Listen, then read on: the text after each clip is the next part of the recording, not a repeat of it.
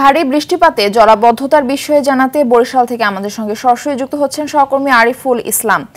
আরিফ, সারা দেশে তো আজকে একটি বৈরী আবহাওয়া বিরাজ করছে, তো বৃষ্টি হলে শহরে জলাবদ্ধতার একটি চিত্র দেখা যায়। এ নিয়ে নগরবাসী কি বলছেন এবং জলাবদ্ধতার স্থায়ী নিরসনে কি কোনো উদ্যোগ দেখছেন? মারফি, ধন্যবাদ আপনাকে। আসলে প্রথমেই বলে রাখি, ধান নদী খাল বরিশাল, সুতরাং পানি বরিশালবাসীর জন্য একটি আশীর্বাদ রূপ নিয়েছে এমনটি। কারণ আমরা কথা বলেছিলাম পানি উন্নয়ন বোর্ড এবং আবহাওয়া অফিসের সাথে, এবং বরিশালের যারা প্রবীণ নাগরিক রয়েছে তাদের সাথে। তারা বলছেন যে একটু বৃষ্টি হলেই বরিশাল সেই স্বাধীনতার পর থেকে এখন পর্যন্ত সেই ডুবেই আছে। সুতরাং বরিশালবাসীর জন্য এখন পানি মনে হয় একটি আশীর্বাদী, এবং সেই পানিগুলো কিন্তু সব স্বচ্ছ পানি না, নোংরা আবর্জনা এবং ময়লার স্তূপ ভরা। আমি এখন যেখানে দাঁড়িয়েছি একটু দেখাতে যাচ্ছি যে এটি কিন্তু একদম বরিশালের নবগ্রাম রোড বলা যায়। এর সামনে থেকে 100 মিটার সামনেই কিন্তু বরিশালের সদ্য বিদায়ী যিনি পানি সম্পদ প্রতিমন্ত্রী এবং বরিশাল সদর আসনের সংসদ সদস্য তার বাসভবন কিন্তু এই সড়কটির অবস্থায় এটা। তো আপনাকে বোঝাতে চাচ্ছি যে এছাড়াও বরিশালের যে সদর রোড থেকে শুরু করে অন্যান্য যে এলাকাগুলো রয়েছে সেই এলাকাগুলোর আরো কত করুণ অবস্থা।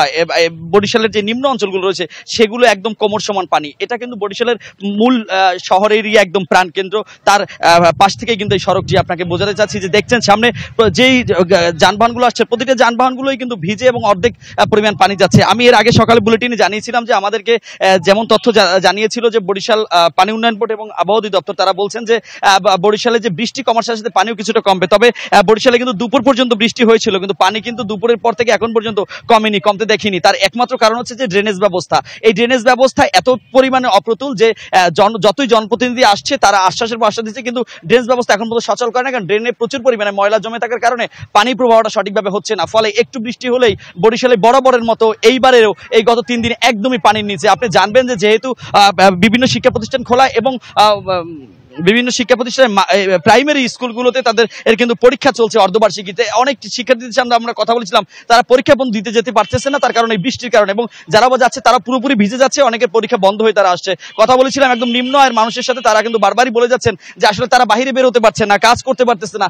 খাবার দাবার তো অনেক পরের ব্যাপার, এখন আল্লাহ যদি খাওয়ায় তাহলে খাবে, এই হচ্ছে তাদের সর্বশেষ বক্তব্য। আর নাগরিক সমাজের সাথে আমরা কথা বলেছিলাম যারা পরিবেশ নিয়ে কাজ করে, তারাও কিন্তু বারবার বলে যাচ্ছেন যে আসলে পরিবেশ নিয়ে তারা কাজ করে, একাধিকবার তারা সভা সেমিনার করেছে এবং বরিশাল জেলা প্রশাসন থেকে শুরু করে বরিশাল সিটি কর্পোরেশনে কিন্তু তারা আসলে কোনো পদক্ষেপ গ্রহণ করেনি। আর বৃষ্টি হচ্ছে, বন্যার পানিও কিন্তু অনেক, তবে নদীর পানি এখনো ভরা, যে কারণে নদীর পানি না কমলে এই যে বন্যার পানিগুলো, সড়কের পানিগুলো আসলে কমতেছে না। তো এখন বরিশালবাসী আল্লাহর দিকে তাকিয়ে আছে, যদি আল্লাহ পাক সহায় হয় তাহলে হয়তোবা এই সমাধান হবে, না হলে কোনো জনপ্রতিনিধি এখন পর্যন্ত সমাধান করতে পারেনি, আগামীতে পারবে কিনা সেটা এখন প্রশ্নের বিষয়। মারফি, এই ছিল বরিশাল থেকে এখন পর্যন্ত। ধন্যবাদ আপনাকে।